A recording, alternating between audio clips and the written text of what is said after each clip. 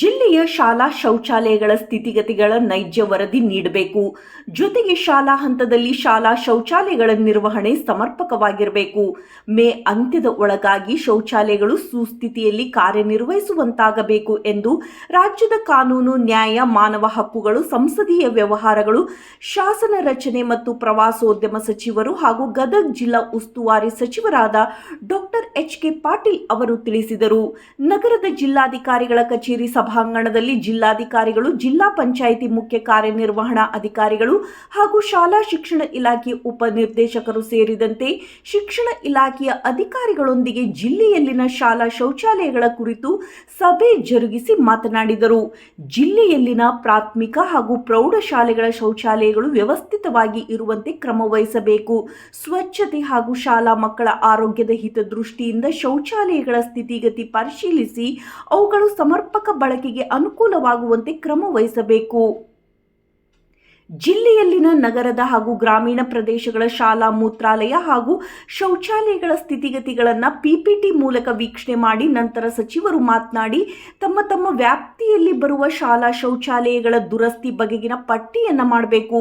ಶಾಲಾ ಶೌಚಾಲಯ ಹಾಗೂ ಮೂತ್ರಾಲಯಗಳಿಗೆ ನೀರಿನ ಪೂರೈಕೆ ಸಮಸ್ಯೆ ಇರುವ ಕುರಿತು ಪಟ್ಟಿ ಮಾಡಿ ಒದಗಿಸಬೇಕು ಎಂದರು.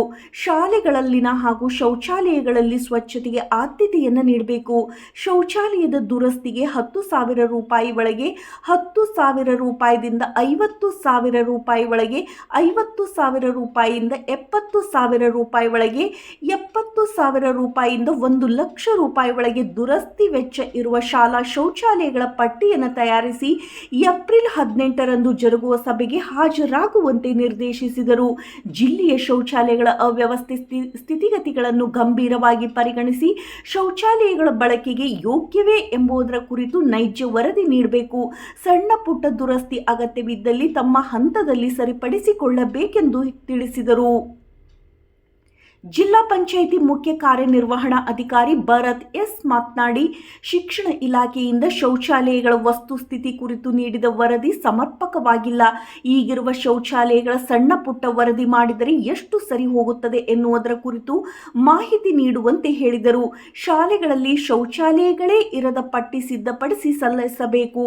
ಶೌಚಾಲಯಗಳು ಇದ್ದು ಸಹ ನೀರಿನ ಸಮರ್ಪಕವಿರದ ಶೌಚಾಲಯಗಳ ಪಟ್ಟಿ ಮುಂದಿನ ಸಭೆಗೆ ತರುವಂತೆ ನಿರ್ದೇಶಿಸಿದರು. ಜಿಲ್ಲಾಧಿಕಾರಿ ಸಿಎನ್ ಶ್ರೀಧರ್ ಮಾತನಾಡಿ, ಶೌಚಾಲಯಗಳ ನಿರ್ವಹಣೆಗೆ ನೀಡಿರುವ ಅನುದಾನ ವೆಚ್ಚವಾಗಿಯೂ ಸಹ ಶೌಚಾಲಯ ಸುಸ್ಥಿತಿಯಲ್ಲಿಲ್ಲ ಎಂದರೆ ಹೇಗೆ? ವಿನಾಕಾರಣ ಶೌಚಾಲಯ ನಿರ್ವಹಣಾ ವೆಚ್ಚ ಪೋಲಾಗುತ್ತಿದೆ ಎಂದೆನಿಸುತ್ತಿಲ್ಲವೇ? ಈ ಕುರಿತು ಶಿಕ್ಷಣ ಇಲಾಖೆಯ ಅಧಿಕಾರಿಗಳ ಸಮಂಜಸ ಉತ್ತರ ನಿರೀಕ್ಷಿಸಲಾಗಿದೆ ಎಂದರು.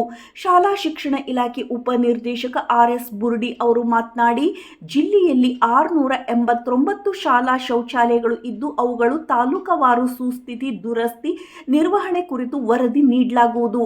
ಈ ಕುರಿತು ಬಿಇಒಗಳಿಗೆ ಸೂಚಿಸಲಾಗಿದೆ ಎಂದರು. ತಾಲೂಕವಾರು ಕ್ಷೇತ್ರ ಶಿಕ್ಷಣಾಧಿಕಾರಿಗಳು ತಮ್ಮ ಕ್ಷೇತ್ರ ವ್ಯಾಪ್ತಿಯಲ್ಲಿ ಇರುವ ಶಾಲಾ ಶೌಚಾಲಯಗಳ ಸಂಖ್ಯೆ ಹಾಗೂ ಸುಸ್ಥಿತಿ ಹಾಗೂ ದುರಸ್ತಿಯಲ್ಲಿರುವ ಶೌಚಾಲಯಗಳ ಮತ್ತು ನಿರ್ವಹಣೆ ಕುರಿತಂತೆ ವರದಿಯನ್ನು ಸಭೆಗೆ ಮಂಡಿಸಿದರು. ಸಭೆಯಲ್ಲಿ ಡಾಕ್ಟರ್ ಎನ್.ಎಚ್. ನಾಗ್ನೂರ್, ಅಪರ ಜಿಲ್ಲಾಧಿಕಾರಿ ಶ್ರೀಮತಿ ಅನ್ನಪೂರ್ಣ ಎಂ, ಜಿಲ್ಲಾ ಪಂಚಾಯಿತಿ ಉಪ ಕಾರ್ಯದರ್ಶಿ ಸಿ.ಆರ್. ಮುಂಡರ್ಗಿ, ನಗರಾಭಿವೃದ್ಧಿ ಕೋಶದ ಯೋಜನಾ ನಿರ್ದೇಶಕ ಬಸವನಗೌಡ ಕೊಟ್ಟೂರು, ಡಯಟ್ ಪ್ರಾಚಾರ್ಯ ಜಿ.ಎಲ್. ಬಾರಾಟಕ್ಕೆ ಸೇರಿದಂತೆ ಶಿಕ್ಷಣ ಇಲಾಖೆಯ ತಾಲೂಕಾ ಮಟ್ಟದ ಅಧಿಕಾರಿಗಳು ಹಾಗೂ ಬಿಆರ್ಸಿ, ಸಿಆರ್ಸಿ ಅಧಿಕಾರಿಗಳು ಸೇರಿದಂತೆ ಇತರರು ಇದ್ದರು.